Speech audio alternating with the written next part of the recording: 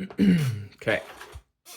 In this video, I'm going to talk about how to solve your lead issue, and you'll see why I have put it in parentheses, because we're going to be looking at our customer life cycle and our sort of funnel that they come into our business and how we interact with them. So a lot of what we focus, or at least what I've focused on in my mistakes, is focusing too heavy on top of funnel, and I'll explain what this all means in a minute, and not focusing on the bottom of the funnel. So what the heck am I even talking about? So top of funnel is your getting customers in the door. So this is going to be how you're doing your cold outreach to new customers. So that could look in a form. I've done Facebook ads before, Google ads. What else could you do? There's lawn signs, so some signs. Whoa. Flyers. There's door knocking. There we go. And there's probably a few others too that you could work on. But this is what I mean top of funnel. So this is where you're getting your new customers. So new customers. And this is where, especially in the beginning of your business, you're going to focus a lot on, because no one knows who you are and you have no revenue, you have nada. So you have to let people know about your stuff. And I think that you necessarily need to focus on the top of funnel when you're new, because you don't have any customers. So you can't focus on your existing customer base and working with them. So that's where your attention goes, and you're optimizing for your cash return. So, let's say you put $1 into Facebook ads, you want to see at least $10 or more, and you're optimizing for this number. And let's say you push it up a bit and you're getting $15 for every dollar you put in, which is pretty great. That's like money printer go burr. You're maximizing the number of new customers and you're optimizing for our return. And when you kind of have a positive ROI on your ad spend, you kind of want to just keep hammering that down, and you sort of tend to ignore everything else. So once you get the new customers in, obviously you have to close them on the sales. So there's the sales, and that also includes sort of our pricing. So this is where, from the amount of people we've gotten through these ads, we've booked an appointment with them, and now we're in front of them and we're giving them an actual offer, this many dollars for this service. So this is where focusing on pricing is pretty crucial, because there's situations where if you raise your price by 20% and your costs remain the same, you may get 100% return on your profit. So obviously you raise your prices, your conversion rate may go down, but at the end of the day, if your profit goes up, raising prices makes sense. So there's a whole stage of optimizing there. So that sort of seems like the next step. Once you have a ton of new customers coming in the door, that's where you're going to probably focus your energy on. At least that's what I did in my business.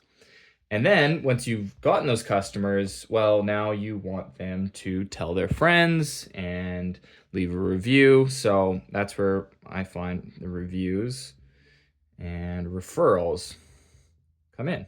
So getting Google reviews is super huge. Google reviews are probably the most valuable, I would think. Still, like 96% of search traffic goes through Google, and that's not really changing anytime soon. So getting Google reviews is super, super important. Getting referrals is also super, super important, because if you can get 1.3 or like 1.1, as long as you get like 1.1 customers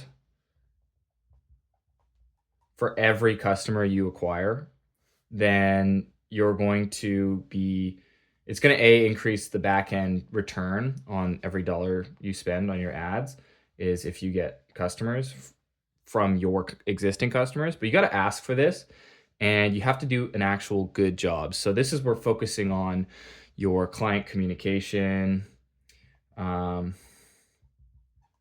your quality of work,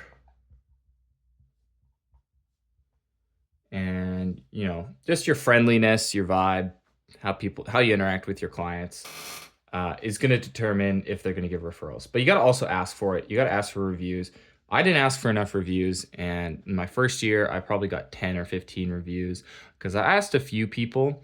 As soon as I started automating it, which was maybe about 3 months ago, 30% of my customers started reviewing me, and I got 30 reviews in like 2.5 months. So it wasn't like I was doing a bad job and I wasn't getting reviews. I was doing a good job, but I wasn't asking and directing people there and automating it. Um, so that's pretty crucial to nail down. And as you kind of see, it's kind of the progress of how you work your business. And then once you have these customers, you've done work for them, you've asked for their friends, you've asked them to review, then there's rebooking. So in home services, especially like exterior cleaning, things like gutter cleaning, especially gutter cleaning, I find, window cleaning. Oh gosh, I can't spell. All of our services are pretty much recurring. Some of them are a little bit slower, like pressure washing and roof cleaning.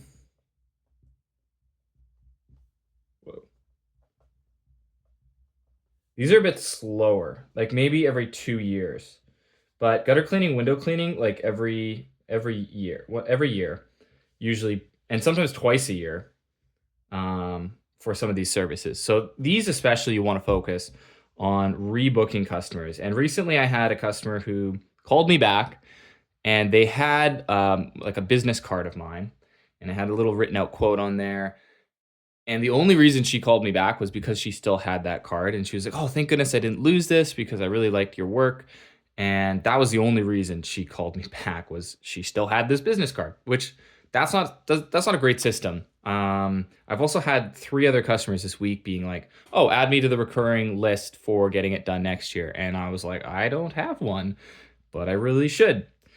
And so you'll miss out on all of your customers you acquired here, and you'll always have to be spending money to make money instead of keeping those customers, getting them to tell their friends, and continuing to collect money. So what that does, that increases your um, lifetime value of a customer when you rebook, and when you get referrals, that lowers your customer acquisition cost. So these are two numbers you'll want to focus on. How much money do your clients give you over the lifetime of interacting with your business? And how much does it cost to acquire each customer? So if you can acquire a customer for, let's say, $1, and they tell their friends, so you can get another customer and they rebook, well, that means you got actually two customers from that one friend, you got an extra customer from their friend, and so you got two customers from that dollar. And let's say that friend tells another friend, so you get three. It's exponential growth, whereas this is linear growth. So you want to tap into exponential growth with referrals and maintain and increase this number with rebooking. And that's when you can get a nice cycle of customers in this section. And you never really have to need to go back to top of funnel unless you want to grow. So in the early days, it's really easy to focus on top of funnel, and that's sort of your lead issue. I need more leads, need to do more revenue, blah, blah, blah. Actually, you still need to focus on that, but you probably need to do more here and fix your leaky bucket. Boop. So it's a leaky bucket, and you're trying to add more water in while it's leaking. Obviously, if you had a leaky bucket, you would just patch that up, and then you would need less water coming in, and your business will be more valuable. This is what increases your brand, and your business value. It was a high LTV and a low customer acquisition cost. And that's sort of what I see as the lead issue, is not necessarily top of funnel, but probably you need to look at a little bit more in your business and find out how many people are reviewing, how many referrals, how many rebooking, what's my conversion rate for my sales, what's my pricing and my profit at the end of the day. And then it's sort of like, how much money am I putting into my marketing channels and how much money am I getting out on the back end? Because the more you focus on this, the bigger this number goes up. This number will always go up as the cost of Facebook ads go up, Google ads go up, just physical signs or having somebody to hand out flyers or even paying somebody to go door knock. So these costs are always going to go up. So you need an opposite force to be pushing this number up. And that's going to be focusing on what's already happening within your business that you might be missing. So get your KPIs around all of these sections. And once you kind of have that data, you're going to be able to figure out your leaky bucket based on your KPIs. So let's give an example. Let's say your conversion rate is like 10%, but your pricing really low. Maybe you suck at sales. You're just god awful at sales. Let's say you need to hire somebody or you need to upgrade your skills and boost that conversion rate up. And then that's going to help everything out at the bottom. So, I mean, I think this is enough to kind of get a grasp on your lead issue and how to solve for it.